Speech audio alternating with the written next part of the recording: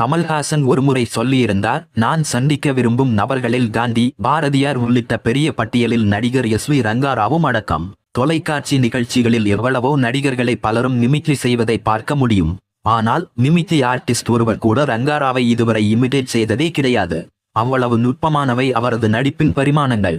ஆஜானுபாகுவான ரங்காராவ் ஒரு காட்சியில் இருந்தால் தனது அபாரமான நடிப்பால் எல்லோரையும் தூக்கி சாப்பிட்டு விடுவார். தேவதாஸ், மிஸ்ஸியம்மா ஆரம்பித்து நானும் ஒரு பெண் படத்தில் மாமனார் மருமகள் பாசத்துக்கு எடுத்துக்காட்டு போல விஜயகுமாரியின் மாமனாராக ரங்காராவ் நடிப்பில் யதார்த்தம் வெகுவாக வெளிப்பட்டு நிற்கும். கற்பகம் படத்தில் ஜெமினி கணேஷின் மாமனாராக நடித்திருப்பார்.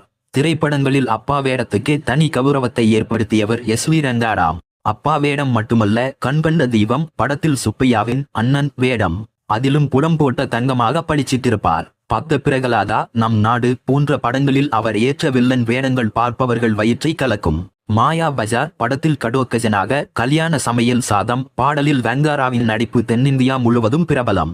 சபாஷ் மீனா, எங்க வீட்டு பிள்ளை, சர்வர் சுந்தரம் ஆகிய படங்களில் அவருடைய இயல்பான நகைச்சுவை அற்புதமாக பிரகாசிக்கும்.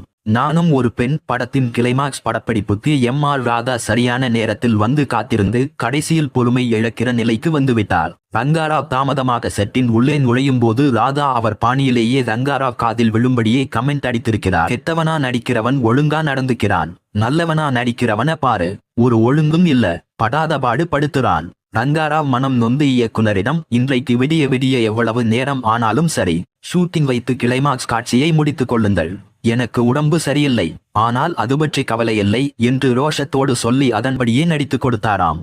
பக்த பிரகலாதா படத்தில் இரண்யகசிபுவாக ரங்காராவ் நடித்தார். படப்பிடிப்புக்கு ரங்காராவ் சரியாக ஒத்துழைப்பு கொடுக்கவில்லை என்று தயாரிப்பாளர் மெய்யப்ப செட்டியாரின் காதுக்கு தகவல் போனது.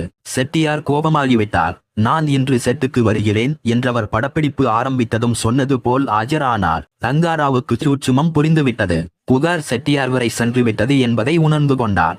படப்பிடிப்பு இடைவேளையில் அவரே செட்டியாரிடம் வந்து அவர் அணிந்திருந்த கவச ஆபரணங்களை எல்லாம் கழற்றி விட்டு சொன்னார், மிஸ்டர் செட்டியார், இந்த நகைகளை பிடியுங்கள். செட்டியார் கையில் வாங்கியிருக்கிறார். சரியான கணம். இவ்வளவு கனமான நகைகளை போட்டுக்கொண்டு புராண வசனமும் பேசி எவ்வளவு நேரம் நான் நடிக்க முடியும் சொல்லுங்கள். நான் வீட்டுக்கு போன பின்னும் இந்த பாரம் சுமந்த வேதனை என்னை விட்டு நீங்காது என்று சொல்ல செட்டியார் பரிவுடன் சொன்னாராம், நீங்கள் செய்தது சரிதான், நன்றி. தீ இந்து